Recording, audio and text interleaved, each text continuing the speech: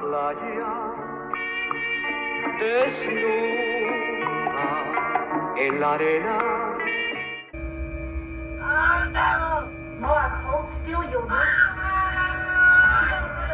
Hi, I'm Jacob Lomax doing Strangest Films, and we're doing a very special episode where I actually have a guest star, a very special guest star. It's my friend Joey Norton. We watched a really, I would say probably one of the worst movies I've ever seen, and I can't even believe I own it. I think I bought it for 99 cents. It's bad. Yeah, it should have been half off. Ghosts That Still Walk. And if you've never heard of this movie, that's okay, because no one else has either. If you were a child in the 70s and you saw it then, it would probably scare the shit out of you. Absolutely. It's absolutely one of those. But, oh wow, let's get into it. It almost felt like an anthology movie because it went into these very separate flashbacks, and didn't they feel like they were from like maybe two different movies? I feel like they very well could have been. I feel like this may have started out as like a religious movement because the grandmother's like, no, Jesus can save him. I did not remember the Jesus vibes. When And I was watching it again, I was like, oh. Ann Nelson in this film is just comedic gold, and she doesn't try because she doesn't know what she's doing. She was a laugh a minute. Ann She Nelson. was. I loved her. If you see this movie, see it because of Ann Nelson. She's in Airplane 1 and 2, but she hangs herself in Airplane. That's a very memorable moment. Ann Nelson, our elderly leading lady, she's taken back to, I don't know, what was it, like two weeks ago? She can't remember. It was before her husband had his heart attack. He's gonna make a full recovery. Her and her husband go on this, it's very an elderly adventure. They have an RV. They're going to, what was it? Calico. Ghost town. We see jingling car keys, and we're supposed to kind of think there's a spirit possessing the RV. This is the best part of the movie, which is not really saying much, but killer rocks. Can we talk about Killer rocks? Yes, we can talk about the killer rocks. And they stop for lunch. They have a very wholesome lunch.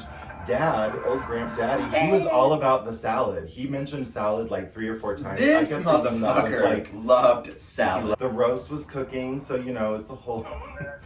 No one will be seated during the dramatic meal prep scene. Yeah, it was very suspenseful. They notice these boulders that are just tumbling in the distance, and eventually they come after. It sounds so stupid, but the rocks come after them, this elderly couple. They looked like a styrofoam. They were totally Question, I'm sure your viewers are wondering, how the hell did you find this movie? Like, where did you pull this out of?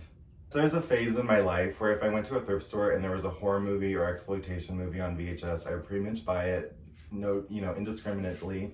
And that one where I was like really excited because the cover is great, and then you watch it and it's like, sometimes the poster is better than the movie. You know what? Exactly, because it's art. Like when you're a kid, sometimes I would just look at the cover of a VHS, terrify myself. And then by the time I actually saw the movie, I was like, this isn't shit. Right? This movie isn't shit. This is about a doll that kills people. I can tell they spent all the money on the RV scenes. Right? Because, it's the most action-packed. She's taken out of her hypnosis, and then we go into our second story. Again, this is where it felt like an anthology, where the psychiatrist, the hypnotherapist, finds the young boy's mother's novel or book that she's writing about this. Children's book. It's a children's novel about an Aztec mummy, and this mummy didn't do anything. There's just minding his business. This mummy is just chilling. It is laying down, and they use the same shot, the same kind of pan of the mummy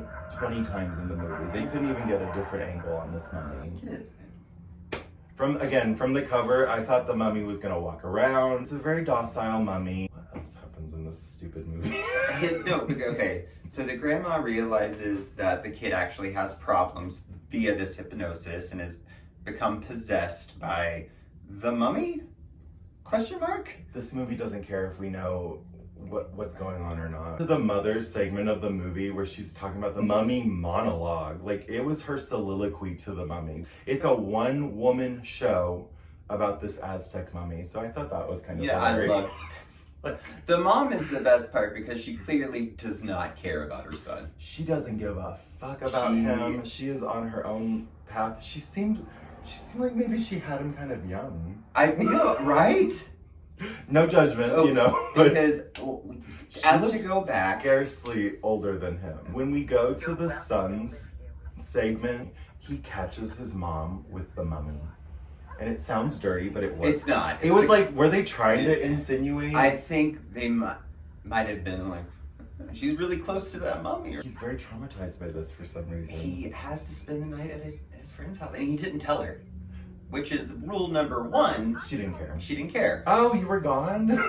I noticed you didn't come home last night because she was on the way back from the club. So what this woman does is write about these early Native Americans dwelling in the desert and goes to the country club. The life of leisure, this woman. Right? Because they don't say like, oh, she's an archaeologist. They're like, she's writing a book about mummies. She's not an archaeologist. This is all found, like, civilian finds. They don't let any historical society know. She's just going rogue with this mummy. Why would you bring a corpse into an apartment? It's a pretty nice house. Like, these people are clearly well-to-do.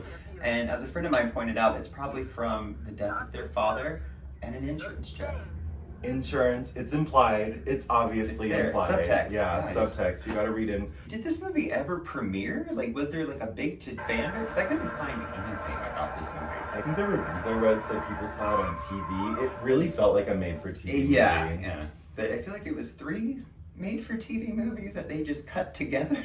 The other thing about this movie that I kept thinking, I was like, this could be rated G. There was no sex, there was no violence, No there was curse no words. blood, absolutely no curse words. And it is a bit of a sneak attack from obviously this was produced by, I think, maybe like a Christian church It or had somebody. to have been. Because she gets very godly. When the RV is going out of control and Ann Nilsson is in the back, she starts praying. I think the filmmaker thought this is a woman in trouble and she's trying to find strength in her faith and through prayer, but it came off as like Carrie White's mom. It like, did. it's like, Oh, fear no evil. is she having a psychotic breakdown? I liked it. Is she having a breakdown? It But wasn't. it- Well, it plays back to the earlier scene where his doctor can't find anything wrong with his migraines. And Ann Nelson's character's like, well, I've been just praying to God for help. And then the doctor's like, your prayers are the only thing keeping this boy alive. Or something like that. What did your prayers do when your husband was on top of the RV flailing and then he had a heart attack? They really play the heart attack off screen too. Like all that crazy stuff happens and then she's like, oh yeah, he had a heart attack. And the doctor said he had a heart attack. I thought he was dead. That's funny. Oh, He's recovering. And quite nicely. By Mark's hypnosis, the film feels like non-linear. Did it have a beginning, a middle, or an end? He was just there. Like the grandma woke up from the trance talking about the RV, and then the next scene was like his turn. So clearly she was like, this works, sign off. Who would we cast if they were to remake this movie? If Hollywood's like, you know, it's a top seller. The girls that still walk. Who would play her? Yeah. Sharon Stone. Sharon Stone. Would play Ann Nelson's? Oh no, the doctor. No, she would play the doctor. Sharon Stone would definitely play the doctor. Who's Ann Nelson? Ann Nelson. Sally Field.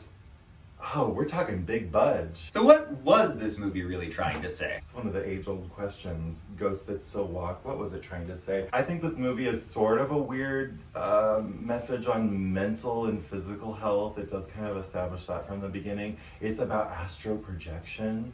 But how to astral project in a godly manner? That God would be like, hey, what you're doing is okay. Mummy versus mommy? Is that what the movie was really about? Who's your mommy? Who's your mummy? Barbara. Barbara, please! He had mummy issues for sure, though. Mummy issues. Like mummy That's the anxiety. takeaway. Yeah. Like he's like, what is she doing? That RV scene, that is like the meat of the movie. I think it goes on for like 40 minutes. It goes on longer than it should have. Because I was like... Editing. They did not edit anything in this movie. Would you say this is the worst movie you've ever seen? Maybe recently or at all? I don't think this is the worst movie I've ever seen by far. Is it the worst mummy movie? It is by far the worst mummy movie I've ever seen in my life. Weak. Your mummy game is weak. Ghosts That Still Walk. There was no ghosts. And they did not walk, and the mummy didn't walk. Must say, thank you for having me. Oh my god, I've totally enjoyed this. My first guest star, special guest star, Heather Locklear. Joey Norton. Do you remember That was my Melrose Heather. Place? Yes, that was my Heather Locklear. You know, she was like the star of the show, but it would say special guest star And every she time. went on to do Models Inc. Well, thank you guys for joining us on this very special episode of Strangest Film, probably reviewing the worst movie yet of like all the films I've reviewed. Make sure to like and subscribe, share, be uploading new stuff all the time. Bye. Sola en la playa, desnuda en la arena.